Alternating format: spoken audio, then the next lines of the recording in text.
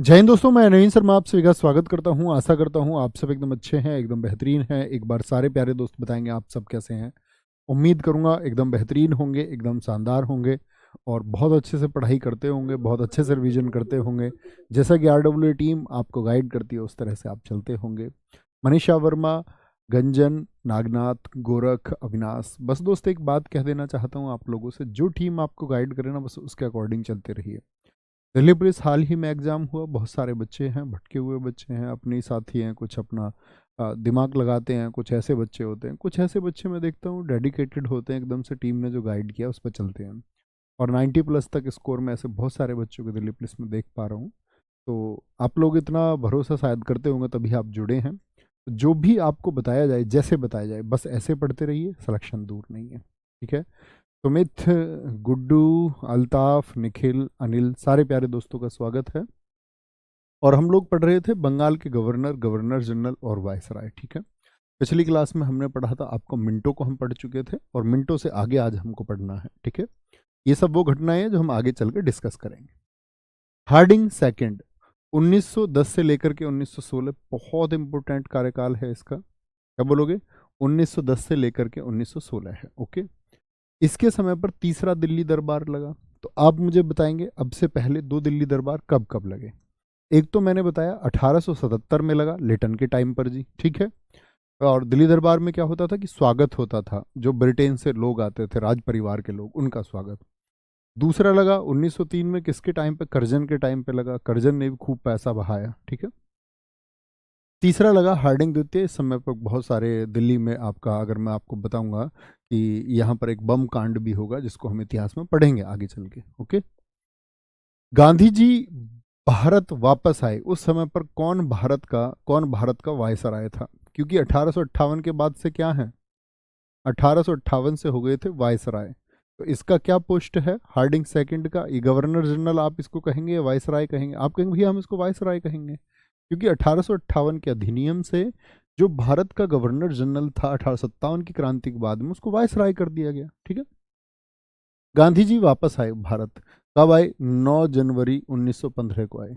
ऐसे कितने छात्र हैं जो बताएंगे कि गांधी जी कितने वर्षों के बाद में आए थे? कहाँ से वापस आए गांधी जी? हम पूरा चैप्टर पढ़ेंगे। आपके बहुत सारे प्रश्न होंगे, गांधी जी ने भगत सिंह को क्यों नहीं बचाया था, गांधी जी पर आज इतने प्रश्न चिन्ह क्यों लगते हैं, उन सब को मैं आपको क्लास में बताऊंगा और बहुत अच्छे से। और गेंद आपके पाले में रहेगी, आप चुनाव कर भी पाएंगे अच्छे से। ओके। तो क्या बोलेंगे? गांधी जी भारत वापस आए। तो गांधी जी 21 वर्ष रह के आए थे साउथ अफ्रीका में। दरअसल में वो शेख अब्दुल्ला का मुकदमा लड़ने वहाँ पर गए और फिर वहीं बस गए। ठीक है। ऐसा नहीं था कि बीच में भारत नहीं आए। 1901 में कांग्रेस का एक अधिवेशन हुआ था, उसमें भाग लेने भी वो आए थे, फिर वापस चले गए। वहाँ भी उन्होंने अफ्रीका में नस्ल भेद के लिए लड़ाई लड़ी। जुलू के युद्ध में उनका पार्टिसिपेशन हुआ। फिनिक्स आश्रम उन्होंने वहाँ पर बनाया। ठीक है। ठीक है। आपका जैसे कि टॉलस्टॉय के लिए हम बोलते, टॉलस्टॉय फार्म आदि उन्होंने वहाँ पर बनाए। फाइनली गांधी जी भारत जो वापस आए, ये बहुत इंपॉर्टेंट क्वेश्चन है, हार्डिंग द्वितीय शासनकाल में आए। ओके। 21 वर्ष रह के आए। होम रूल लीग की स्थापना किसके टाइम पर हुई? हार्डिंग द्वितीय के टाइम पर। दो लोग होंगे होम रूल समझेंगे, एक तो एनी बेसेंट होंगी। कौन होंगी? एनी बेसेंट होंगी, जो सितंबर 1960 में बनाएंगी आपका। और एक होंगे पंडित बाल गंगाधर तिलक जी। ठीक है। पंडित बाल गंगाधर तिलक जी होंगे।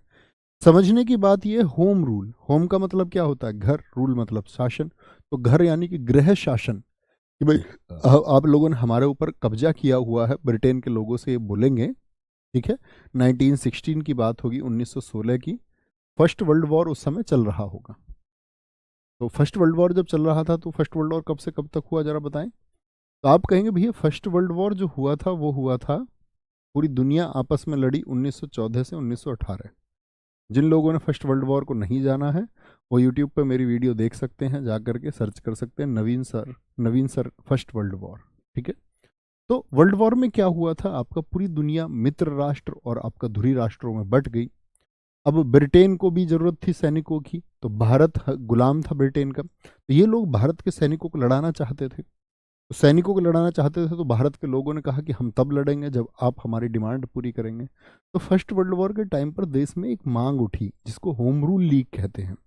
एनी बेसेंट और तिलक जी ने उस आंदोलन का नेतृत्व किया कि हम लोगों को अपना शासन चाहिए। अपना शासन मतलब कि भाई हमारा देश है, यहाँ का शासन हमारे अनुसार होना चाहिए। ओके, बहुत बढ़िया फौजी साहब, मनीषा वर्मा, बहुत सारे दोस्तों ने सही उत्तर दिया है। ठीक है, बीएचयू की स्थापना किसके टाइम पर हुई? बनारस हिंदू यूनिवर्सिटी की स्थापना हार्डिंग सेकंड के टाइम पर मदन मोहन मालवीय ने की। ठीक है, अब एकदम से बीएचयू इतना बड़ा विशाल विद्यालय नहीं बन गया। दरअसल में एनी बेसेंट ने एक विद्यालय बनाया था।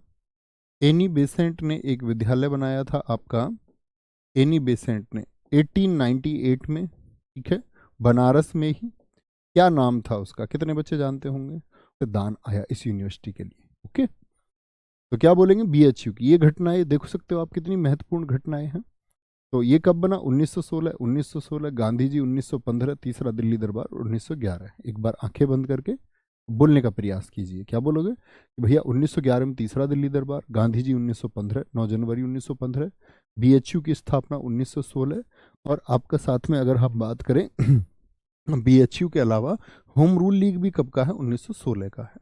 ये प्रश्न बहुत पूछे जाते हैं, जो बोर्ड पे लिखा हुआ है इन सबसे बहुत प्रश्न आता है।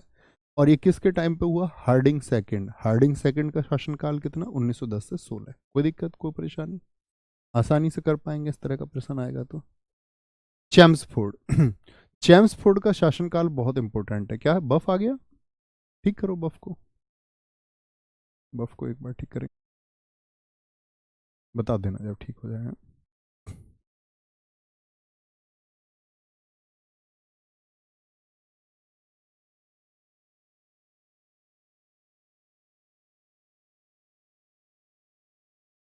बीच में इंटरनेट का एक इशू आया था दोस्त, अभी बताएंगे एक बार थम्स अप करके सारे दोस्त कि अभी सॉल्व हो गया, अभी सॉल्व हो गया। बोलेंगे जी भैया 1857 का, इसके बाद 1857 क्रांति ही पढ़ेंगे, वहां से पढ़ना शुरू करेंगे। ठीक है, हाँ वो नोट्स आपको एडवांस मिल चुके हैं सारे। सर अभी ठीक है ना? एक बार बताएंगे पीडीएफ कहाँ मिलती है सर? अरे जहाँ क्लास चलती है उसके बाद में पीडीएफ मिलती है। और पीडीएफ में आपको दे ही चुका क्लास में, आप लोग रेगुलर क्लास नहीं करते हैं, मैं बताता रहता हूँ अक्सर। वेरी गुड, ठीक है आगे बढ़ेंगे। तो मैंने बताया चैम्सफोर्ड का शासनकाल बहुत इंपॉर्टेंट है। और दोस्त ये और इसके बाद के आधुनिक भारत के शासनकाल ये बहुत पूछे जाते हैं, क्योंकि मैं आपको पहले ही बता चुका था इतिहास में सबसे इंपॉर्टेंट पार्ट है मॉडर्न हिस्ट्री, इसको आप लोगों को भूलना नहीं है। लखनऊ पैक्ट, लखनऊ समझौता कब हुआ? ठीक है, 1916 में हुआ। मैंने आपको बताया था कि कांग्रेस में फूट पड़ी थी 1907 में। मुझे बताओ कौन था उस समय पर, कौन था आपका वायसराय? बोलेंगे भारत का वायसराय कौन था जब कांग्रेस में फूट पड़ी थी? तो फूट कब पड़ी थी? 1907 के अधिवेशन में। सारे कांग्रेस के अधिवेशन में क्रम से बताऊंगा वहां पर क्या मांग उठी, क्या हुआ, वो सब हम पढ़ेंगे, बोलेंगे जी। तो कांग्रेस में फूट पड़ी तो लखनऊ पैक्ट क्या हुआ? यहाँ पर कांग्रेस एक हुई और तिलक साहब ने और एनी बेसेंट ने इसके लिए प्रयास किया था। इनके से बाल गंगाधर तिलक जी के प्रयासों से ये हुआ। ठीक है, तिलक के प्रयासों से ये संभव हुआ था, पंडित बाल गंगाधर तिलक जी के प्रयासों से। उन्होंने कहा कि भैया नरम दल गरम दल, ठीक है नरम दल वाले तो पत्रों की मांग करते थे, गरम दल वाले कहते थे कि इनसे लड़ना होगा भिड़ना होगा। तो लड़ना भिड़ना होगा तो उन्होंने कहा भैया मांग तो सबकी एक ही है, सब एक साथ क्यों नहीं लड़ते? एक साथ सब चलेंगे। ठीक है, बहुत बढ़िया जी, बहुत सारे दोस्तों ने बताया मिंटो सेकंड था जी, जब मिंटो सेकंड था 1907 में। Very good. एक बच्चा कैनिंग बता रहा है। कैनिंग दोस्त कहाँ? कैनिंग तो 1856 से 62 है कैनिंग। 1907 में कहाँ से कैनिंग आप ले आए हैं? कैनिंग तो डलहौजी के बाद में है। मैंने बताया 1848 से 56 डलहौजी और 56 से 62 कैनिंग था। गलती नहीं करनी है। खिलाफत आंदोलन चला किसके टाइम पे? चैम्सफोर्ड के टाइम पे, बहुत पूछा जाता है। अब देखो ये खिलाफत आंदोलन दरअसल में था क्या। मैंने आपको एक बात बतानी है कि इस्लाम में मोहम्मद साहब सभी लोग जानते होंगे, इस्लाम के संस्थापक हैं। मोहम्मद साहब की जब मृत्यु हो गई तो मोहम्मद साहब की मृत्यु के बाद में कि अब इस्लाम धर्म का प्रमुख व्यक्ति कौन होगा, उत्तराधिकारी कौन होगा, तो मोहम्मद साहब के बाद में 4 उत्तराधिकारी उनके बने। तो उनके जो उत्तराधिकारी उनको हम बोलते हैं खलीफा। क्या? मोहम्मद साहब के बाद में उत्तराधिकारी क्या कहा गया? खलीफा। और इस्लाम जगत का सबसे ऊंचा पद माना गया खलीफा को, और खलीफा का जो आदेश होता था उसको समस्त मुसलमान जितने भी थे दुनिया में कहीं भी वो फॉलो करते थे। अब ऐसा ही जो खलीफा पद है तो उसको वैधानिक कर दिया गया, उसको बहुत पॉपुलैरिटी मिली खलीफा पद को। लेकिन दरअसल में एक देश है तुर्की। तुर्की में क्या हुआ, तुर्की में क्या हुआ कि एक शासक आया, मुस्तफ़ा कमाल पाशा। क्या नाम है उसका? मुस्तफ़ा कमाल पाशा। कमाल पाशा ने क्या कमाल कर दिया, इसने आकर के इस खलीफा पद को खत्म करने के लिए कार्रवाई शुरू कर दी, और ब्रिटिश गवर्नमेंट का इसको सपोर्ट मिला। ब्रिटिश सरकार ने इसकी मदद की इस काम में, वहां पर तख्ता पलट में। तो जब खलीफा पद को खत्म करने का प्रयास मुस्तफ़ा कमाल पाशा कर रहा था, तो भारत के जितने भी मुसलमान थे वो खलीफा पद के सपोर्ट में आ गए। बोले खलीफा का पद तो ऐसे खत्म नहीं हो सकता। मतलब ये भारत का आंदोलन नहीं था, ये कहाँ का आंदोलन था? तुर्की का। तुर्की के खलीफा के समर्थन में भारत के मुसलमान भी एकदम से आपका आंदोलन करने लग गए कि भाई नहीं जी, खलीफा पद नहीं खत्म हो सकता। तो 1919 में ये शुरू हुआ, लेकिन मुस्तफ़ा कमाल पाशा ने कमाल ये कर दिया कि 1924 में 1924 में इस खलीफा पद को खत्म कर दिया। बोला कोई खलीफा नहीं होगा, कोई खलीफा, सरकार चलेगी, खलीफा का कोई आदेश नहीं चलेगा। अब आप समझेंगे भैया, क्या बात समझेंगे? बोले जी, कोई दिक्कत कोई परेशानी? सर नोट्स में 1857 क्रांति है। बेटा इसके नोट्स आपको आज से 8 क्लास पहले मैं दे चुका हूं, शायद आप मौजूद नहीं थे। 8 से क्लास पहले देख के बताओ कौन सी क्लास में है शुभम? वो जो सारी पीडीएफ थी हमने बताई थी। अभी बता देता हूँ मैं किस क्लास में, मैंने आपको बताया था। अभी बता दूंगा मैं फिर से, अभी क्लास पे ध्यान देंगे। मैं बता देता हूँ कौन सी क्लास में वो पीडीएफ है ना? और रवि से कंफर्म कर लो, उसने अपलोड कराई थी। पूछ लो किस नंबर क्लास में वो अपलोड है, ठीक है? तो जब 1924 में खलीफा पद के को खत्म ही कर दिया गया, तो भारत में भी आंदोलन क्या हो गया? 1924 में खत्म हो गया। और खिलाफत आंदोलन को किसने चलाया था? 2 अली बंधु थे। क्या बोलोगे? मोहम्मद अली, अली बंधु थे। अली बंधु भारत में थे। इनके बारे में हम पूरा खिलाफत आंदोलन विस्तार से पढ़ेंगे। खिलाफत कमेटी क्या थी, कैसे उसने काम किया, गांधी जी खिलाफत से क्यों जुड़ गए, गांधी जी ने ऐसा क्यों किया। ओके। जलियांवाला बाग हत्याकांड 13 अप्रैल 1919 किसके टाइम पर हुआ? जी भैया चेम्सफोर्ड के टाइम पे बहुत पूछा जाता है। जलियांवाला बाग कहां पर हुआ था, किस राज्य में, आप बता सकते हैं? तो आप कहेंगे भैया दरअसल में हुआ क्या था कि अंग्रेज सरकार 1919 में 1919 में एक एक्ट लेकर के आई, जिसको अराजकता अधिनियम या बोले तो रॉलेट एक्ट कहते हैं, और सिडनी रॉलेट इसके अध्यक्ष थे। अब इस एक्ट में क्या था? इस एक्ट में था कि जो भारत में अंग्रेज विरोधी गतिविधियां चल रही हैं, यानी ब्रिटिश गवर्नमेंट के खिलाफ जो जो भारतीय विरोध कर रहे हैं, उस विरोध को दबाना होगा। तो दमनकारी नीति थी, भारत के आंदोलन को दबाने के लिए आई। तो इसमें इन्होंने कहा बिना अपील, बिना वकील, बिना दलील।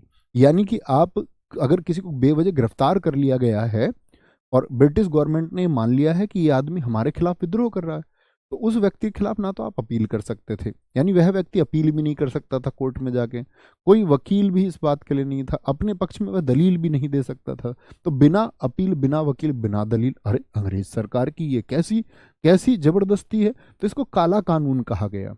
बोले ब्रिटिश सरकार लेकर के आई काला कानून। अब जब ये काला कानून देश में आ गया तो लोगों को बेवजह गिरफ्तार करने किया जाने लगा। जिस पर अंग्रेजों को लगे कि भाई ये विरोध कर सकता, उसी को गिरफ्तार कर ले। गिरफ्तार कर ले तो फिर इसके विरोध में विरोध कर रहे थे 2 व्यक्ति थे। डॉक्टर, मैं आपको पूरा बताऊंगा विस्तार से तब वहां पर क्या दिन था, किस तरह लोग इकट्ठा हुए। डॉक्टर सैफुद्दीन किचलू और आपका एक थे डॉक्टर सत्यपाल और एक सैफुद्दीन किचलू। 2 व्यक्ति विरोध करने लगे अमृतसर पंजाब में। दोनों व्यक्तियों को ब्रिटिश सरकार ने रॉलेट एक्ट के तहत क्या कर लिया? गिरफ्तार कर लिया। किस किस को? सतपाल को और सैफुद्दीन किचलू, इन दोनों लोगों को गिरफ्तार कर लिया गया। अब भीड़ को पता चला कि भाई वहाँ जो भीड़ थी, वहाँ जितने भी क्रांतिकारी संगठन चल रहे थे, तो उन सबको आह्वान किया गया, यानी बुलाया गया कि भाई इनकी गिरफ्तारी का विरोध करना है। तो वो भीड़ उस दिन उनकी गिरफ्तारी का विरोध करने, बैसाखी का दिन था। बैसाखी पंजाब का एक त्योहार होता है, ठीक है? बैसाखी पंजाब का एक त्योहार होता है जो कि 13 और 14 अप्रैल को मनाया जाता है।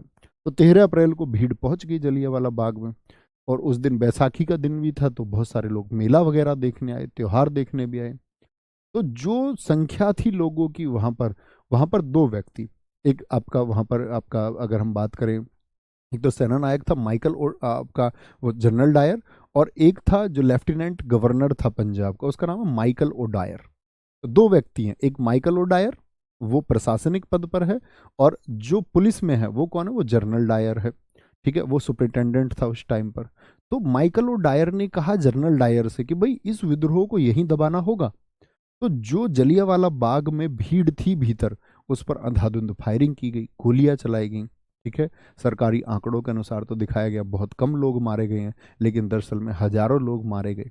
ठीक है, अंग्रेज सरकार ने ऐसी नृशंस तरीके से हमारे ऊपर ये हत्याकांड कराया, पंजाब में ये हत्याकांड हुआ। ओके, रॉलेट एक्ट कब आया था, 1919 में। असहयोग आंदोलन कब चला, 1920 से चला। बहुत इंपॉर्टेंट है, किसके टाइम पे, चेम्सफोर्ड के टाइम पर। 1 अगस्त 1920 को चला था। हम गांधी जी के बारे में जब अध्ययन करेंगे तो इसको पढ़ेंगे, थोड़ा सा जान लीजिए। असहयोग आंदोलन क्या था कि 1 अगस्त 1920 गांधी जी ने लोगों से कहा कि आप मेरे साथ हो जाइए, 1 वर्ष में मैं पूरे भारत को स्वराज दिलाऊंगा। स्वराज का मतलब 1 वर्ष में हम स्वतंत्र हो जाएंगे। तो पूरे देश के किसान गांधी जी के साथ हो गए, लोगों ने अपनी सरकारी नौकरियां छोड़ दी। स्टूडेंट्स ने क्या किया, आपका स्टूडेंट्स ने भी आपका अगर हम बात करें कि भैया आपने स्कूल छोड़ दिए, गांधी जी के साथ आंदोलन में एक्टिव हो गए। लेकिन क्या ऐसा हो पाया, मुझे बताएंगे, क्या 1 वर्ष में भारत स्वतंत्र हो पाया? आप कहेंगे जी नहीं। ऐसा क्यों हुआ, क्योंकि आंदोलन सही चल रहा था, लेकिन एक यूनाइटेड प्रोविंस यूपी, जिसको हम संयुक्त प्रांत कहते हैं, उसके गोरखपुर जिले में एक चोरी चोरा कांड हो गया। चोरी चोरा कांड में दरअसल में क्या हुआ था कि भाई हम विदेशी वस्तुओं का बहिष्कार कर रहे थे। गांधी जी ने कहा था असहयोग आंदोलन में कि जो विदेशी वस्तुएं हैं उनका बहिष्कार करना होगा। तो बहिष्कार चल रहा था। गोरखपुर में भी जो अंग्रेजी कपड़ों की दुकान थी, अंग्रेजी शराब की दुकान थी, उनके बाहर लोग विरोध कर रहे थे। अब लोग विरोध कर रहे थे तो वहां पर एक चौकी थी गोरखपुर में, जिसका इंचार्ज था थाने था आपका, जो थानेदार था वो था गुप्तेश्वर सिंह। और जो भीड़ थी, भीड़ का जो नेतृत्व कर रहे थे वो थे आपके भगवान अहीर नामक व्यक्ति थे। अहीर नामक व्यक्ति हैं, नाम है उनका। और उस थाने जो थानेदार था गुप्तेश्वर सिंह, उसने कहा कि भाई तुम आंदोलन नहीं कर सकते। अब वो भीड़ तो नारे लगाती रही कि अंग्रेजी वस्तुओं का बहिष्कार करो, अंग्रेजी वस्तुओं की बिक्री बंद करो। तो क्या हुआ कि उन्होंने पहले तो हवा फायरिंग की भीड़ को भड़काने के लिए, और जब भीड़ नहीं मानी तो उन्होंने गोली चला दी। एक व्यक्ति के गोली लगते ही भीड़ बेकाबू हो गई, और उस चौकी में लगभग 23 लोगों को बंद करके आग लगा दी गई। अब गांधी जी तो अहिंसा के खिलाफ थे, तो गांधी जी ने क्या कहा कि भाई ये असहयोग आंदोलन था और एक शांतिपूर्ण आंदोलन था, अब इसको हम कंटिन्यू नहीं करेंगे। बड़ा विरोध भी गांधी जी का हालांकि हुआ कि भाई लोगों ने अपना सब कुछ तुम्हारे इस आंदोलन के लिए छोड़ दिया, और कहीं पर किसी ने कोई गलती की है, जैसे एक बड़ा स्टेटमेंट आया कि अगर मान के चलिए कि जम्मू कश्मीर के किसी गांव में कोई गलती हुई तो उसकी सजा कन्याकुमारी को नहीं मिलनी चाहिए। ये बहुत सारे स्टेटमेंट उस टाइम पे आए। तो असहयोग आंदोलन क्या था, ये गांधी जी ने शुरू किया था 1 वर्ष के वादे के साथ में। कुछ दोस्त लिख रहे हैं चोरी चोरा कांड की डेट 5 फरवरी। 5 फरवरी गलत डेट होती है दोस्त, यूपीपीसीएस में एक बार प्रश्न पूछा गया, चोरी चोरा कांड की सही तिथि क्या है, 4 फरवरी 1922 या 5 फरवरी 1922? आज के बाद अब बहुत जगह आपको 5 फरवरी मिलता है। अगर हम बात करें इतिहास की स्पेक्ट्रम जैसी किताब में 5 फरवरी लिखा हुआ है, जो एक गलत डेट है। 4 फरवरी सही डेट है। क्या बोलोगे? 4 फरवरी एक सही तिथि है। आज के बाद आप गलती नहीं करेंगे। क्या बोलोगे आज के बाद आप? चोरी चोरा का जो वो स्टोन है वहां पर भी, चोरी चोरा गोरखपुर में, उस पर भी 4 फरवरी ही है। तो आज के बाद वो बोलेंगे, ठीक है। बहुत बढ़िया, बहुत शानदार। इंद्रेश यादव जी कह रहे हैं आज भी उस थाने में कोई थानेदार नहीं है। बहुत बढ़िया। एक हमारे दोस्त ने लिखा है बहुत शानदार जी, जनरल डायर की हत्या उधम सिंह ने की थी। नहीं, ये गलत फैक्ट है। माइकल डायर की हत्या, माइकल ओ डायर जो है, उसकी हत्या उधम सिंह जी ने 1940 में की थी। जनरल डायर तो दोस्त अपनी मौत मरा है सन 1924 में। बड़ा शानदार वाक्य बताऊंगा मैं जब आपको भगत सिंह जी के बारे में पढ़ाऊंगा। ठीक है, आप भी गर्व करेंगे उस एक बात पर। तो वहां पर एक किस्सा आएगा जनरल डायर का, वो मैं वहां पर ही सुनाऊंगा आपको। ठीक है, तो क्या डेट बोलेंगे चोरी चोरा की? 4 फरवरी, आज के बाद। ठीक है। चंपारण सत्याग्रह, ये गांधी जी का पहला सत्याग्रह था। गांधी जी भारत कब आए? 1917 1915 में आए। तो गांधी जी के गुरु कौन बने देश में आके? गांधी जी के दो गुरु, एक राजनीतिक गुरु गोपाल कृष्ण गोखले, गांधी जी ने उनसे पूछा कि भाई मुझको भारत की राजनीति में सक्रिय होना है तो क्या करना होगा, तो उन्होंने कहा 1 वर्ष तक अध्ययन कीजिए, सिर्फ कुछ नहीं करना है। यानी 15-16 के एंड तक गांधी जी अपना अध्ययन करते रहे, भारत की राजनीति को समझते रहे। सिर्फ 17 में आकर के उनसे मिले एक व्यक्ति बिहार से, राजकुमार शुक्ल। उन्होंने आकर के गांधी जी को कहा कि भाई बिहार में समस्याएं चल रही हैं। गांधी जी ने पूछा उनसे भाई क्या समस्या है, तो उन्होंने बोला कि भाई हमसे वो नील की खेती कराते हैं। नील एक फसल होती थी, आपने भी अपने स्कूल में यदि कभी आप गए हो तो सफ़ेद रंग की कमीज में हम नीले रंग का कुछ लगाते थे ताकि इस कमीज में थोड़ी रोशनाई आ जाए। उजाला नाम से भी आता था। एक बार यस लिखना अगर मेरे साथियों ने इस्तेमाल घर में होते हुए देखा। नील 2 लीटर की बोतल में गांव में बेचने भी आता था, एक नील की बोतल। तो वो नील की ब्रिटेन में बड़ी डिमांड थी, उसकी खेती होती थी। तो खेती किसान क्यों नहीं करना चाहते थे? क्योंकि वो बहुत ज़्यादा अवशोषक थी। इसका मतलब वो आसपास की ज़मीन की नमी को खींच लेती थी नील की फसल, और फसलें बेकार हो जाती थी। और इन्होंने क्या किया कि अंग्रेजों ने एक नियम भी बना दिया, 3 कठिया प्रणाली। 3 कठिया प्रणाली, 3 कठिया क्या थी? आपके बाद यदि आपके पास यदि मान के चलिए 20 बीघा जमीन है तो उसमें से 3 बीघे पर आपको नील की खेती करनी होगी। तो इसी एक प्रणाली के बारे में उसने बताया गांधी जी को कि जी आप चलो, और जिद पे अड़ गया राजकुमार शुक्ल। गांधी जी ने बाद में लिखा, एक व्यक्ति की जिद जो है मुझको आपका बिहार ले गई। फिर वहां पर बहुत सारे परिवर्तन होंगे, हम गांधी जी के बारे में जब पढ़ेंगे तो मैं आपको पढ़ाऊंगा। तो चंपारण सत्याग्रह कहाँ का है? बिहार का है। वहाँ पर जाकर फिर गांधी जी ने देखा था कि भाई क्या क्या यहाँ पर परिवर्तन होना चाहिए, बिहार में शिक्षा का स्तर कम है। तो वहाँ फिर आपके बरहवा, लखन सेन गांव, मधुबनी आदि में स्कूल भी खोले गए। ये सब बातें हम पढ़ेंगे, कौन थे, कैसे थे, किसने, गांधी जी ने, वहाँ के कलेक्टर ने गांधी जी क्या कहा था, कैसे सरकमस्टांसिस थे उस टाइम पर। तो क्या बोलोगे? ये घटनाएं आप याद रखेंगे कि जी कब के? 1916 से 21 चैम्सफोर्ड के शासनकाल के दौरान हुई। किसके? चैम्सफोर्ड के शासनकाल के दौरान। बहुत बढ़िया गुरुजी। हाँ जी, हमारे दादाजी अपने कुर्ते में लगवाते थे। बिल्कुल ठीक है। आया नया उजाला 4 बूंदों वाला, हम सब ने ऐड भी देखा होगा। ठीक है, आज भी आता है, क्यों? अभी कोई बंद थोड़ी हुआ, अभी भी आता है। ठीक है सर, सबसे पहले दक्षिण अफ्रीका में शुरू हुआ था चंपारण। अब पगलू, चंपारण दक्षिण अफ्रीका में जब है ही नहीं तो दक्षिण अफ्रीका में चंपारण आंदोलन क्यों चलाएंगे? हैं? बिहार वाले चंपारण को दक्षिण अफ्रीका ले गए थे क्या? ठीक है सर, मेरा फॉर्म नहीं भरा है, क्या करूं? बैच भी ले लिया है। तो फॉर्म क्यों नहीं भरा है भाई? फॉर्म कौन भरेगा? फॉर्म भरने मैं आऊँगा आपका, वो तो आप ही का चुनाव है, आप ही को भरना होगा। है बिना फॉर्म भरे कैसे? फॉर्म को जल्दी भरना चाहिए हमेशा। रीडिंग, रीडिंग का शासनकाल बहुत इंपॉर्टेंट है, 1921 से 26, चैम्सफोर्ड के बाद में आया। तो इसके टाइम पर 4 फरवरी 1922 को चोरी चोरा कांड हुआ, और उसकी वजह से गांधी जी ने बिना किसी से मतलब डिस्कस करे खुद ही स्टेटमेंट दे दिया। पूरा देश एक्टिव था। तो पूरा देश एक्टिव था तो क्या हुआ कि गांधी जी की खिलाफत होनी जरूरी थी। सब लोग गांधी जी के खिलाफ हो गए कि गांधी जी ने अकेले अपने स्तर पर इसको बंद कर दिया, पूरा देश इसमें सब साथ था। लोगों ने अपनी सरकारी नौकरी छोड़ी, स्कूल छोड़ दिए बच्चों ने अपने पढ़ने से, कॉलेज के स्टूडेंट्स ने अपना कॉलेज जाना छोड़ दिया। तो गांधी जी के खिलाफ जो लोग थे उसमें तो एक तो थे जो राजनीतिक लोग थे। कौन थे?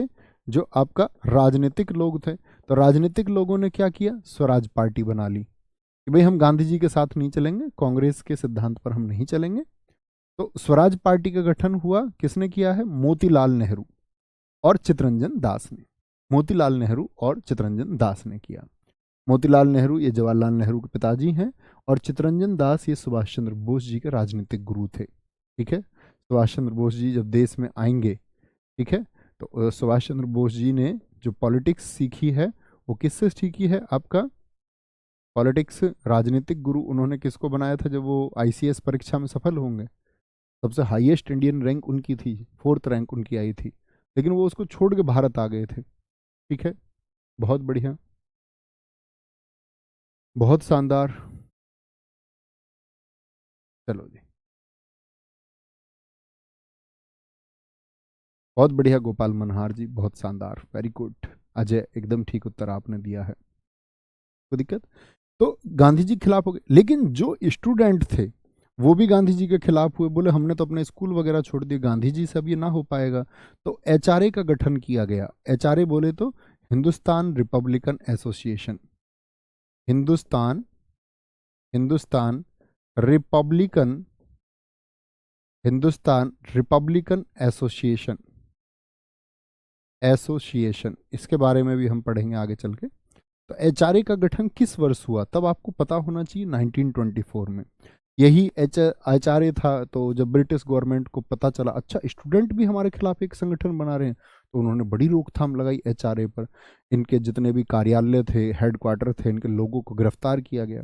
तब एचआरए ने 1928 में अपना नाम बदल लिया था और एक संगठन बना था एचएसआरए, जिसको चंद्रशेखर आजाद लीड करते थे। यही वो संगठन था जिससे भगत सिंह जी जुड़े हुए थे, राजगुरु सुखदेव जैसे लोग जुड़े हुए थे। तो हिंदुस्तान, एस से एक शब्द जुड़ गया था, ये आपका हिंदुस्तान सोशलिस्ट, ये दो लोगों ने जुड़ाया था, चंद्रशेखर आजाद और भगत सिंह जी का सिद्धांत था, जिसकी वजह से ये जोड़ा गया। Hindustan socialist Republican association, Delhi के फिरोजा शाह कोटला मैदान में इसकी स्थापना हुई थी। ठीक है, एसोसिएशन। चलो जी, कोई दिक्कत इस बात में? तो एचआरए का गठन किसके टाइम पे हुआ? रीडिंग के टाइम पे हुआ, रीडिंग के टाइम पर। Okay. Kakori action, Kakori action हुआ 9 अगस्त 1925 को। अब ये काकोरी एक्शन क्या है, जिसका गवर्नमेंट ने नाम बदला, पहले इसको काकोरी कांड कहते थे। दरअसल में एक ट्रेन जाती थी लखनऊ से सहारनपुर, ये घटना हम पढ़ेंगे आगे चल के, किन किन लोगों को इसमें फांसी हुई थी। तो एक ट्रेन जाती थी लखनऊ से सहारनपुर, उसका नाम था 8 डाउन ट्रेन। तो भारत के क्रांतिकारियों ने क्या सोचा कि भाई इस ट्रेन को हम लूटेंगे और इस लूट से जो पैसा आएगा उसको भारत की क्रांति में हथियार आदि खरीदने के लिए खर्च करेंगे। तो इस पर आपका कार्रवाई की गई, इस ट्रेन को लूटा गया, आपका काकोरी नामक जगह पर इसको लूटा गया, तो काकोरी एक्शन कहलाया। जिसमें बाद में गवर्नमेंट ने क्या किया कि 4 लोगों को फांसी भी दी। कितने लोग जानते हैं कि वो 4 लोग कौन है जिनको फांसी हुई? अशफाक उल्ला खां जी थे जिनको फांसी हुई, राजेंद्र लाहिड़ी थे, ठीक है, आपका राजेंद्र लाहिड़ी, ठाकुर रोशन सिंह थे और पंडित राम प्रसाद बिस्मिल थे। इन 4 लोगों को इसमें फांसी हुई। इसमें शामिल चंद्रशेखर आजाद भी थे, लेकिन गवर्नमेंट उनको पकड़ ना पाई। चंद्रशेखर आजाद जी भारत की क्रांति के हीरो हैं, जिन्होंने नव युवकों को इस क्रांति के लिए तैयार किया। वो लीडर थे इन सब के। भगत सिंह, राजगुरु, सुखदेव, इन जैसे लोगों के वो लीडर थे। राम प्रसाद बिस्मिल जी जैसे लोगों के, योगेश चंद्र चटर्जी जैसे लोगों के, सचिंद्र सान्याल जैसे लोगों के वो लीडर थे। ठीक है, और बड़ी सावधानी से काम लेते थे।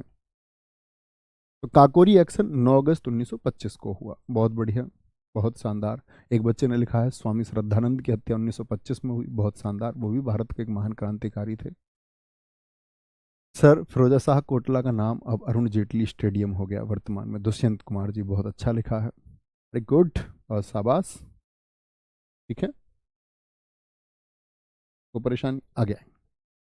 इरविन की अगर हम बात करें तो इरविन इरविन कब से कब तक है? 1926 से 31। बड़ा विवादास्पद है। सविनय अवज्ञा आंदोलन इस समय पर चला 1930 से 1934। इसके बारे में मैं गांधी जी के समय पर आपको पढ़ाऊंगा कि आंदोलन 2 बार चला था। एक बार इसको बंद कर दिया गया था और इसको फिर से चलाया गया। दरअसल में सविनय अवज्ञा आंदोलन क्या है आपका? आप लोगों ने सुना होगा गांधी जी के दांडी मार्च, सुना है? यस और नो बोलेंगे। 12 मार्च 1931 से लेकर के 6 अप्रैल 1931 तक गांधी जी कहाँ गए? गांधी जी आपका साबरमती अपने आश्रम में, जहां वो रहते थे, साबरमती आश्रम से गुजरात का एक नवसारी जिला पड़ता है, उसमें दांडी नामक स्थान पर गए, क्योंकि हम भारतीयों को नमक बनाने का अधिकार नहीं था। तो उस नमक कानून को तोड़ने के लिए कि हम भारतीय अपना नमक स्वयं बनाएंगे, गांधी जी के साथ में 78 लोग चल दिए, 241 मील तक चले।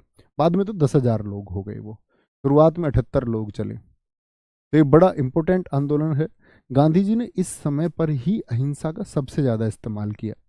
ठीक है, गांधी जी ने कहा कि भाई हम इस आंदोलन को इस तरह से चलाएंगे कि कोई हमको मारे, ब्रिटिश सरकार हमको पीटे, लाठियों से पीटे या गोलियां चलाए, हम पलट कर जवाब नहीं देंगे। और गांधी जी इस एक बात में विश्वास रखते थे कि आपको समझना उनकी अहिंसा की सीमा क्या थी। गांधी जी का कहना था कि हम अगर किसी व्यक्ति या कोई व्यक्ति अगर अहिंसा के मार्ग का पालन करता है तो उस अहिंसा की सीमाएं क्या होंगी। तो उन्होंने कहा कि सामने वाला जो व्यक्ति है वह हमको तब तक उम्मीद रखनी है कि वह हमको पीटे, डंडा उठाए, मारे वो हमको, और वो हमको मारता रहे। ठीक है, पीटता रहे हमको, और ऐसा हो अंत में हमारे प्राण भी निकल जाएं, तब भी हम ये उम्मीद रखें कि शायद हमारे निकले हुए प्राण, यानी हमारे मृत शरीर को देख करके सामने वाले व्यक्ति का जो बोलते ना कि भाई हृदय है, वो पसीजेगा, उसको एक दया आएगी और शायद उसके अंदर एक परिवर्तन आएगा। वो उस अहिंसा के मार्ग के पुजारी थे। तो यही सविना अवज्ञा आंदोलन में उन्होंने कहा कि कुछ भी हो जाए चाहे, लेकिन हमको विरोध नहीं करना है। और हुआ भी ऐसा, वह काम भी किया। दरअसल में जब वहाँ लोग जा रहे थे तो ब्रिटिश सरकार ने विरोध किया। ब्रिटिश सरकार ने बहुत लाठियाँ पीटी यहाँ पर, जो आपके प्रदर्शनकारी थे उनको बहुत पीटा गया, मारा गया, लेकिन कोई विरोध नहीं हुआ। कुछ लोग जो घायल लोग थे उनको उठा करके ले जाते थे, उनकी दवा पट्टी होती थी, लेकिन कोई विरोध नहीं हुआ। यहीं पर एक अंग्रेज पत्रकार था जिसका नाम है वेब मिलर। उसने पत्रकारिता की। उसने देखा कि गांधी जी का जो ये आंदोलन है और इसमें जो ये ब्रिटिश सरकार है इतनी इतनी बेरहमी से मारपीट कर रही है, तो उसने पत्र छाप दिए, यानी कि फोटो खींच करके उसने अखबारों को भी दे दिया, अमेरिका भी। जब सब जगह वो फोटो छपे तो ब्रिटिश सरकार की बड़ी थुथु हुई कि भैया तुम कैसे शासन कर रहे हो, कि जहां पर तुम शासन कर रहे हो वहां लोगों को इतने निर्दयी तरीके से आप मार पीट रहे हैं। तो गांधी जी का ये जो आंदोलन था बहुत प्रभावी हुआ था, ब्रिटिश सरकार के ऊपर भी एक दबाव बना कि भाई ये इसको सुलझाइए, अंतर्राष्ट्रीय स्तर पर हमारी जो छवि है वह कमजोर हो रही है। तो वेब मिलर की वो पत्रकारिता इतनी काम आई कि ब्रिटिश सरकार के ऊपर एक दबाव बना, और ब्रिटिश सरकार ने दबाव बनाया किसके ऊपर, इरविन के ऊपर, कि भाई कैसे भी करके गांधी जी को मनाओ। तो एक गांधी इरविन समझौता हुआ, आप लोग जानते होंगे, जिसमें इरविन ने गांधी जी से कहा कि आपकी जो भी मांगे हैं आप आइए, बताइए तो सही क्या चाहते हैं आप। तो पहले तो अपने पास बुलाया, फिर उनको एक टॉफी दी, बहकाया उनको, फिर उनको भेजा गोलमेज, गोलमेज सम्मेलन में। गोलमेज सम्मेलन लंदन में आयोजित होता था, ठीक है। राउंड टेबल, यानी ब्रिटेन जिन देशों पर शासन करता था उनको लंदन बुलाया जाता था। उस समय ब्रिटेन के प्रधानमंत्री थे रेमजे मैकडोनाल्ड।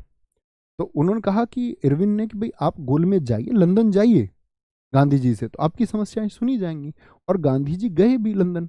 दूसरे गोलमेज सम्मेलन में 1931 में गांधी जी लंदन गए, लेकिन कोई सॉल्यूशन नहीं निकला। तो बीच में ये सविनय अवज्ञा आंदोलन बंद कर दिया गया था इरविन के बहकावे की वजह से। लेकिन वापस जैसे ही गांधी जी आए और उनको पता चला कि भाई गोलमेज से कोई फायदा नहीं हुआ है, तो इस आंदोलन को फिर से चला दिया गया, है ना। ये हम पढ़ेंगे जब गांधी जी को हम पढ़ेंगे। तो इरविन के टाइम पर ये हुआ। गांधी इरविन समझौता भी 5 मार्च 1931 आप जानते होंगे, जिसमें लोग कहते हैं कि गांधी जी भगत सिंह जी को बचा सकते थे, उन्होंने नहीं बचाया। तो इस बात के बारे में हम बात करेंगे जब भगत सिंह जी को हम पढ़ेंगे। ओके, साइमन कमीशन भारत आया। अब ये साइमन कमीशन क्यों आया था भारत, इसी को बोलते हैं व्हाइट मैन कमीशन। याद है किस भारतीय नेता की मृत्यु हो गई थी इस कमीशन का विरोध करते समय, व्हाइट मैन कमीशन, क्योंकि इसमें क्या था, 7 अंग्रेज थे और भाई भारतीयों एक भी भारतीय नहीं था। क्यों जी, भारतीय क्यों होना था, क्योंकि दरअसल में ये जो कमीशन आया 1919, आपने पॉलिटी में पढ़ा होगा, क्या बोलोगे, मॉन्टेग्यू चेम्सफोर्ड अधिनियम आया था। चेम्सफोर्ड 1916 से 21 अभी मैंने बताया, तो उसके टाइम पर आया मॉन्टेग्यू चेम्सफोर्ड अधिनियम। तो इस अधिनियम की जांच करने के लिए साइमन कमीशन आया कि मॉन्टेग्यू चेम्सफोर्ड ने जो सुधार भारत में किए वह सही थे या नहीं, वह जो काम हम करना चाहते थे वह हुआ भी या नहीं हुआ, हुआ भी या नहीं हुआ। तो आप कहेंगे कि भैया तो किसी भारतीय का तो होना जरूरी था, कोई इंडियन तो होता जो ये बताता कि भाई सही सुधार हुए या नहीं हुए। तो किसी भारतीय को नहीं रखा गया, तो बड़ा विरोध हुआ। इसी विरोध को लेकर के दोस्त आपका अमृतसर में लाला लाजपत राय जी विरोध कर रहे थे इसका, वहां पर नारे लग रहे थे, go back Simon, go back Simon. तो अंग्रेज सरकार ने वहां पर सैंडर्स, ठीक है, सैंडर्स जो असिस्टेंट सुपरिटेंडेंट ऑफ पुलिस था, और स्कॉट जो एक सुपरिटेंडेंट ऑफ पुलिस यानी पुलिस अधीक्षक था, स्कॉट ने आदेश दिए और सैंडर्स ने वहां पर लाठियां भांजी। इसमें लाला लाजपत राय जी को गंभीर रूप से घायल किया गया और उनको फिर अस्पताल में एडमिट कर, मतलब लोगों ने ही किया। उसी भीड़ में वहां पर नेहरू जी, भगत सिंह वहां पर मौजूद थे, ठीक है, उसी वाक्य के दौरान। तो कहते हैं कि भाई उस हादसे के बाद में लाला लाजपत राय जी की मौत हो गई, लेकिन लाला लाजपत राय जी ने एक स्टेटमेंट दिया था कि मेरे सिर पर जो ये लाठी के प्रहार हुए हैं, उन्होंने कहा था मेरे सिर पर, क्या बोलेंगे, जो अंग्रेजी शासन के प्रहार हुए हैं, ये अंग्रेजी शासन के और क्या बोले, मेरे सिर पर लाठी का एक एक प्रहार अंग्रेजी शासन के ताबूत की कील बन करके उभरेगा। यानी कि उन्होंने कहा कि भाई ये तुम्हारी बर्बादी का कारण बनेगा। फिर लाला लाजपत राय जी की मौत हो गई 17 नवंबर 1928 को। तो भगत सिंह जी ने वहीं पर शपथ खाई थी कि लाला जी की मौत का बदला 1 महीने के अंदर लेंगे। और 17 नवंबर को जस्ट 1 महीने के बाद में, यानी कि 17 दिसंबर को सैंडर्स की हत्या कर दी गई थी। वही एक कांड होगा, मैं आपको बताऊंगा कि जब हत्या के मुकदमे की सुनवाई आई थी, तो धारा 302 के तहत भगत सिंह जी को मृत्युदंड जो सुनाया गया वो सैंडर्स की हत्या के लिए सुनाया गया है। ओके, वो सारी चीजें मैं बात करूंगा उस टाइम पर। प्रथम गोलमेज सम्मेलन किसके टाइम पर हुआ? इरविन के समय पर। गोलमेज सम्मेलन का मतलब क्या था? एक गोल मेज पर प्रतिनिधि बैठता था। इस समय ब्रिटिश पीएम था। एसएससी जीडी ने आपका 2021 में पूछा था। ब्रिटिश पीएम था रैमजे मैकडोनाल्ड। 1932 में, क्या बोलोगे, 1932 में कौन ब्रिटेन का प्रधानमंत्री था? तो ये क्यों है? क्योंकि गोलमेज सम्मेलन का सबसे प्रमुख व्यक्ति यही था, यही लीड करता था। तो भारतीय लोग यहाँ जाकर के अपनी सुनवाई कराते थे। जैसे आपने सुना हो दलितों के उत्थान के लिए कौन? बाबा साहेब भीमराव अंबेडकर तीनों में गए, तीनों सम्मेलन में गए। आर.एम. जयकर गए, तेज प्रताप सप्रू गए, तीनों गोलमेज सम्मेलन में गए। लेकिन कांग्रेस या गांधी जी सिर्फ दूसरे सम्मेलन में गए, वहां भी उनकी कोई सुनवाई हुई नहीं थी। गांधी जी गए थे, गांधी जी के साथ में मदन मोहन मालवीय गए, एनी बेसेंट गई, ठीक है, सरोजिनी नायडू गई, अन्य अन्य नाना प्रकार के नेता गए थे, जिन्ना गए थे, ठीक है। तो क्या बोलेंगे? ब्रिटिश पीएम रैमजी मैकडोनाल्ड इसके प्रमुख थे। और पहला गोलमेज सम्मेलन 1930 में इरविन के टाइम पर हुआ, ठीक है। एक बच्चे ने लिखा है शारदा एक्ट। हाँ जी, अगर आपको पता होगा ना वर्ष, तो आप कोई भी प्रश्न कर पाओगे। फिर जैसे शारदा एक्ट में पूछ लूँ 1930 किसके टाइम पे आया, तो आप कहोगे इरविन के टाइम पे आया, क्योंकि 26 से 31 इरविन है, ठीक है। बहुत बढ़िया। एक बच्चे ने लिखा है जी, गांधी जी राजपुताना जहाज से गए थे। हाँ, ये सारी बातें मैं आपको बताऊंगा कि बाबा साहेब भीमराव अंबेडकर मुल्तान जहाज से गए थे, ये राजपुताना से गए थे। ओके सर, ये सब आप हमको बाद में भी पढ़ाएंगे क्या? हाँ जी, ये तो अभी ओवरव्यू चल रहा है, अभी तो ये सारी घटनाएं क्रम से आएंगी। अभी तो ओवरव्यू चल रहा है सिर्फ भारत के जो गवर्नर, गवर्नर जनरल और वायसराय उनके शासनकाल के ऊपर। ये तो बस मैं आपको इतना थोड़ा इसलिए बता रहा हूँ ताकि आपकी समझ विकसित हो, बाकी तो ये हम सबको पढ़ना है, ठीक है। दूसरा गोलमेज सम्मेलन 1931 में हुआ। तीसरा गोलमेज सम्मेलन 1932 में हुआ, किसके? वेलिंगटन के टाइम पर। भारत शासन अधिनियम, कल मैंने प्रैक्टिस सेट में आपको बताया था, याद है? भारत शासन अधिनियम से किस देश का, बताएं जी, किस देश का निर्माण हुआ? 3 बजे का प्रैक्टिस सेट आप लोग कर रहे हैं ना, ठीक है, बहुत बढ़िया। सर गुरुजी, आंधी जी क्या पूछ रहे हैं? गांधी जी अगर अहिंसा का पालन करते तो क्या, अहिंसा का पालन नहीं करते तो क्या आज़ादी 1947 से पहले मिल पाती? ये तो आप ही चुनाव करेंगे इस बात के बारे में। इस बात का एक लाइन में कोई उत्तर नहीं हो सकता, और एक मूर्खता होगी एक लाइन में अगर मैं इसका उत्तर दे दूं हाँ या ना में। पहले आप गांधी जी को जान लीजिए, उनके आंदोलन को जान लीजिए, अन्य क्रांतिकारियों के आंदोलन को जान लीजिए, कि जो मैं आपको आगे आने वाले समय में पढ़ाऊंगा, तब आप खुद ही चुनाव कर पाओगे, ठीक है, खुद ही। तो भारत शासन अधिनियम से किसका, म्यांमार का गठन हुआ था। पूना पैक्ट 1932 में साइन हुआ वेलिंगटन के टाइम पर। बड़ा इंपॉर्टेंट एक्ट है, बड़ा इंपॉर्टेंट एक्ट है। देखो पूना पैक्ट क्या था, समझे थोड़ा सा। एक थे आपके ब्रिटिश प्रधानमंत्री, कौन है 1932 में? तो आप कहोगे रैमजे है। कौन है? Ramsay MacDonald. अब रैमजे मैकडोनाल्ड ने क्या कर दिया कि आपका 16 अगस्त 1932 को, ये एक्स्ट्रा चीजें जो मैं लिख रहा हूँ लिखने की जरूरत नहीं है, ये सब आएगा अभी। इसने बोला कि इस सांप्रदायिक पंचांट घोषित कर दिया, एक सांप्रदायिक पंचांट। सांप्रदायिक पंचांट बोले तो कम्युनल अवार्ड। ये क्या था भैया, ये समझो। आप लोगों में से कितने लोग ऐसे हैं जो वोट देते हैं, वो इस बात को समझ पाएंगे कि हमारे देश में 18 साल का व्यक्ति मतदान का अधिकारी हो जाता है।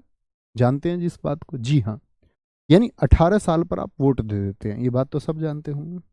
तो आप जब वोट देते हैं, जब कोई चुनाव होता है, तो कैसे वोट देते हैं आप? जरा सोचिए। आप कहेंगे भैया मैं अपने पसंदीदा उम्मीदवार को जाके वोट दे देता हूँ, सिर्फ इतना ही तो।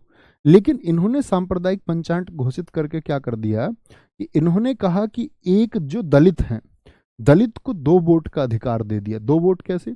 एक तो जो जर्नल आदमी चुनाव लड़ रहा उसके लिए भी वोट डालेंगे, एक उन्होंने कर दिया क्या कि दलित व्यक्ति चुनाव में खड़ा होगा और वोट भी क्या करेंगे, वोट भी दलित ही करेंगे। ठीक है, जो प्रत्याशी होगा वो दलित होगा और उसके लिए जो वोट डालेंगे वो भी दलित होंगे, यानी सिर्फ वही वोट डालेंगे और अन्य व्यक्ति, अन्य किसी वर्ग का व्यक्ति वोट नहीं डाल सकता।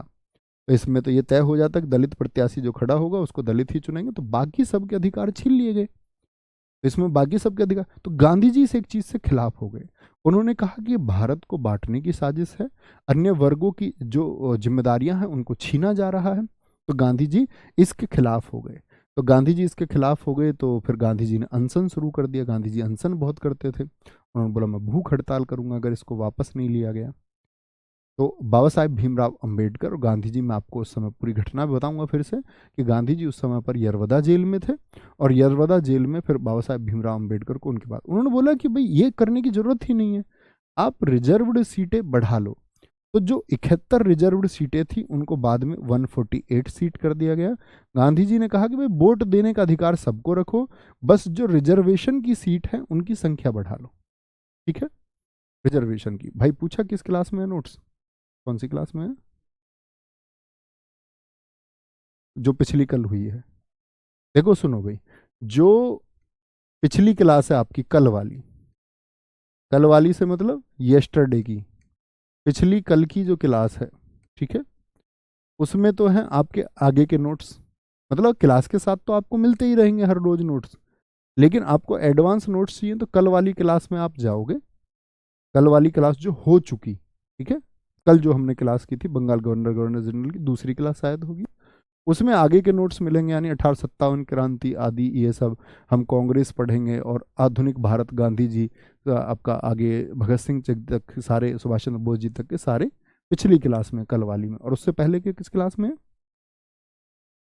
और उससे पहले के नोट्स आपसे चाहिए तो मराठा साम्राज्य एक फोल्डर होगा, आप इतिहास में देखेंगे मराठा साम्राज्य की जो पहली क्लास है, मराठा साम्राज्य की जो पहली क्लास है उसमें आप देखेंगे नीचे ही नोट्स आ रहे होंगे। ठीक है, वो दो दो फोल्डर होंगे, दोनों को खोल के देख लेना, कोनों में कोई से एक में होंगे। तो मराठा साम्राज्य की पहली क्लास में आज तक के, और जो पिछली कल वाली हुई है उसमें अब से आगे तक के नोट्स हैं। ठीक है, बात समझ गए? ये एडवांस में जिन बच्चों को नोट्स पहले लिखने होते हैं, बाकी क्लास के साथ तो रोज मिलता ही है। हो गया? गुरुजी नोट्स बनाना जरूरी है क्या? नहीं बेटा, नोट्स बनाना बिल्कुल जरूरी नहीं है, पढ़ना भी बिल्कुल जरूरी नहीं है। खेल लो ना तुम जाके, कहते नोट्स बनाना जरूरी है क्या? तुम कोई चिट्टी हो क्या? रजनीकांत के रोबोट की सब कुछ दिमाग में सेट कर लोगे? यार तुम कैसे स्टूडेंट हो? तुम तो ऐसे पूछना चाहते हो भैया पढ़ना पड़ेगा कि नहीं पढ़ेगा, तुम्हारा बस चले तो पढ़ो भी ना, है ना? ऐसा है कि नहीं है? बोले भैया हम, आप ऐसा कुछ कर दो ना कि हमको पढ़ना ही ना पड़े और नौकरी मिल जाए। ऐसे नहीं मिलेगी बच्चों, मेहनत करनी पड़ेगी, नोट्स लिखने पड़ेंगे, सुंदर नोट्स बनाए करो। इतने बच्चे मेरे पास मैसेज करते हैं नोट्स लिख के कि भैया देखना ऐसे नोट्स बनाए, बड़ा दिल खुश होता है। और तुम अभी उस दुविधा में हो कि नोट्स कैसे बनाए कि ना बनाए, बनाए तो कैसे बनाए। ठीक है, एक बच्चा कह रहा सर जी बीजेपी कब पढ़ाओगे? नहीं दोस्त, पॉलिटिकल पार्टीज हम यहाँ पर नहीं पढ़ते हैं, वो पॉलिटी का एक सब्जेक्ट है, ठीक है, वो कोई भी नहीं पढ़ाता, ना कोई पढ़ता है।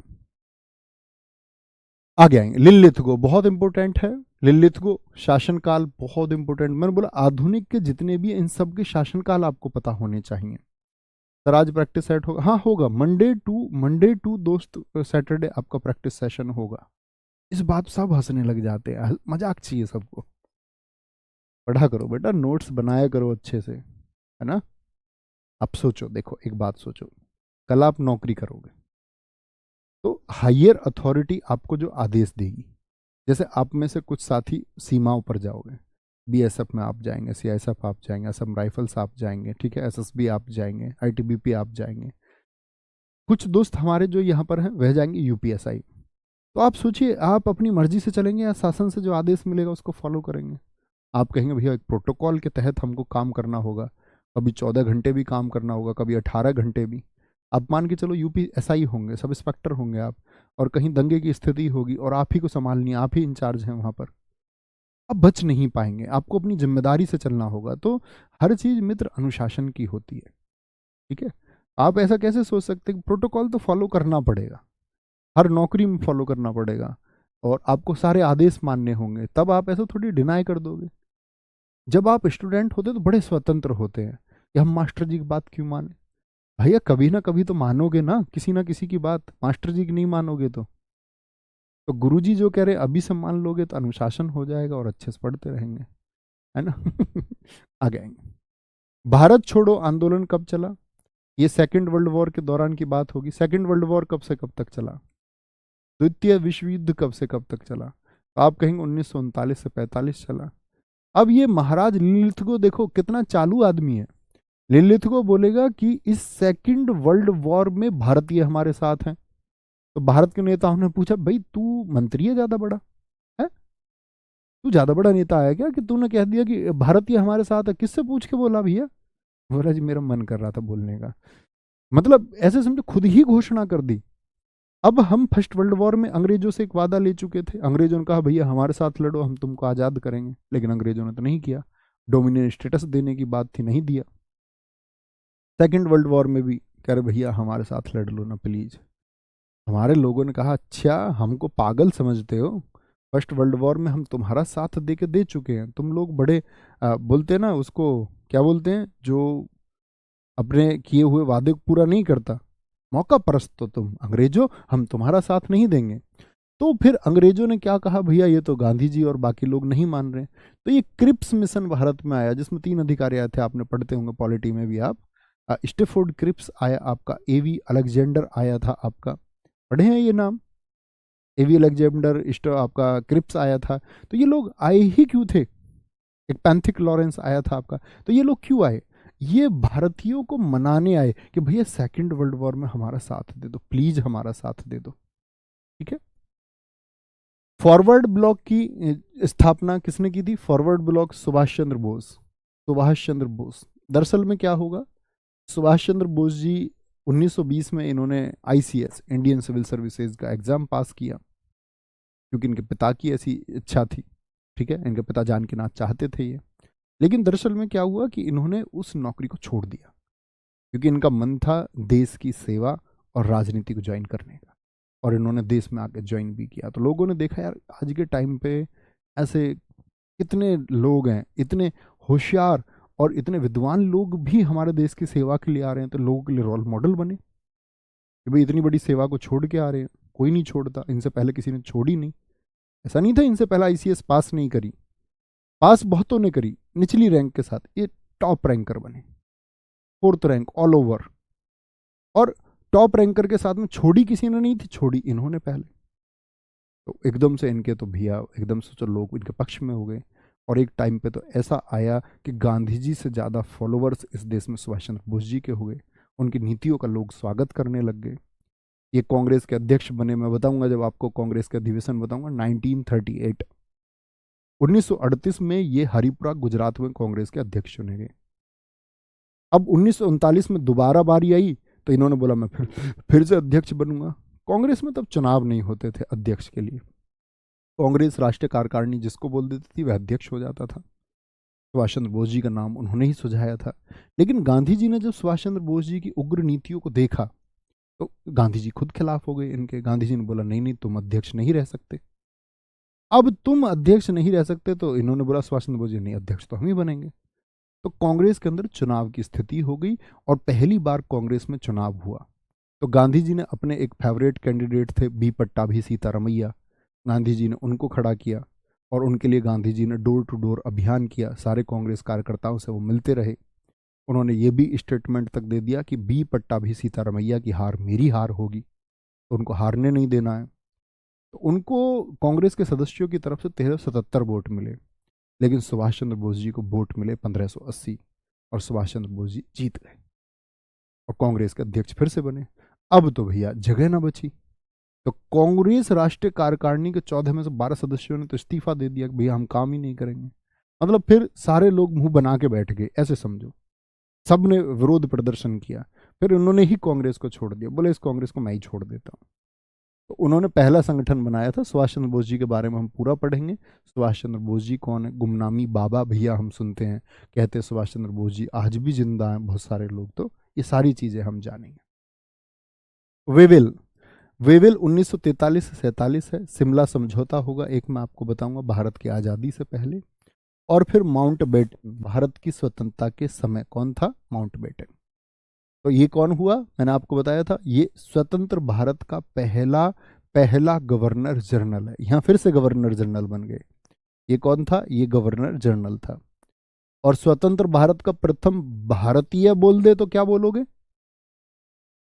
सारे लोगों से मेरा प्रश्न है, स्वतंत्र भारत का प्रथम भारतीय बोल दे तो क्या बोलेंगे? तो आप कहोगे भैया कि हम बोलेंगे सी राजगोपालाचारी। ठीक है।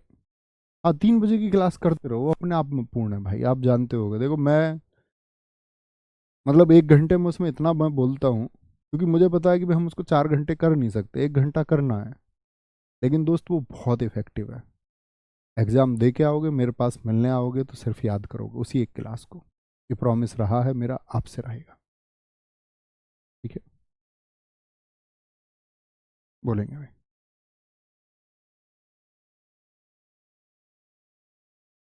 ऊपर दिखाओ, ऊपर दिखाओ, ऊपर क्या कह रहे हैं बच्चे?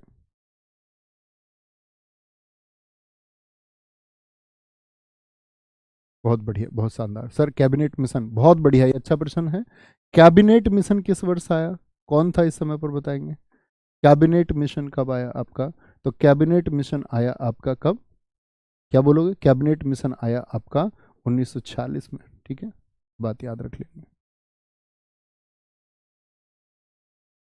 बहुत शानदार, बहुत शानदार।